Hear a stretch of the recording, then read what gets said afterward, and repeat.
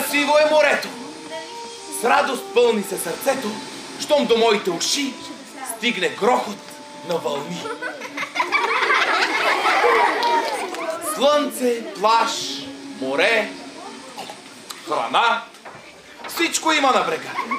Ако имаш и другар, ти си по-щастлив от цар. Ала, знам, че има хора, не разбират, що говоря.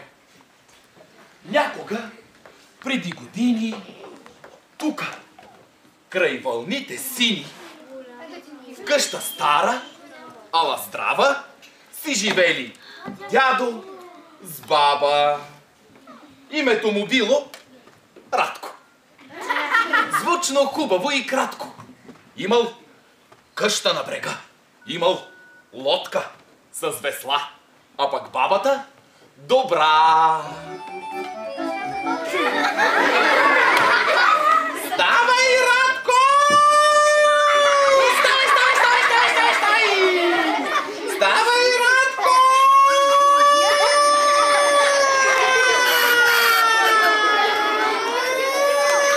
Ставай, ставай, ставай! Идвам! Идвам, злато! Ей, мена!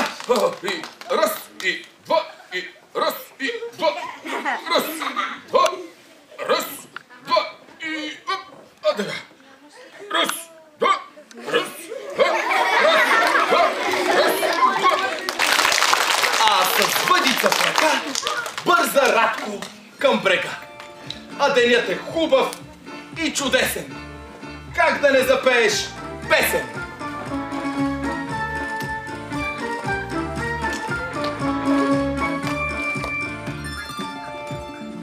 Аз съм Радко, пръв рибар, с шапчица от вестник стар. С въдицата в ръка тръгвам риба да ловя. Паламут и чернокоп, попчета и толстолоб. Слагам в плетения кош и продавам ги за грош. Йеп!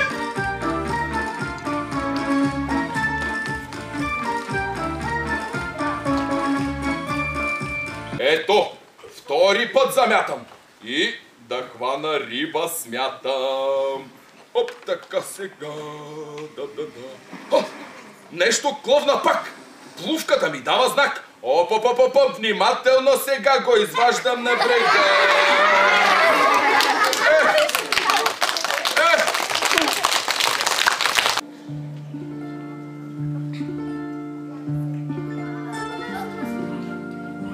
Свободата ти ми върна.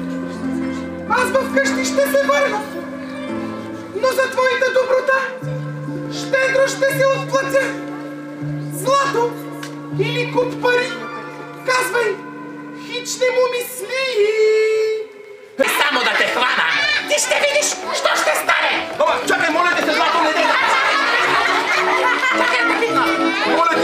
Моля ти се, мила бабо, знаеш, имам сърце слабо и да бягам нямам сила. Чакай! Моля ти се, бабо мила! А на мястото, където малка къща край морето дядо беше построил, виж! Палац се извисил, целият блести по злата, а в него баба Злата. С наметка позлатена, с царедворци обградена. Тътен чува се ужасен, дядо скрива се оплашен. Гласът бабин сякаш чули, на мига изникват кули.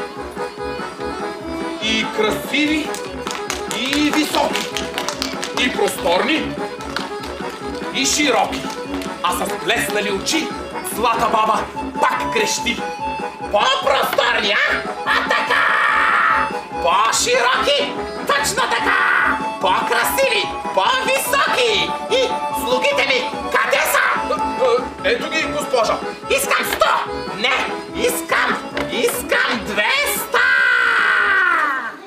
И слуги се появяват.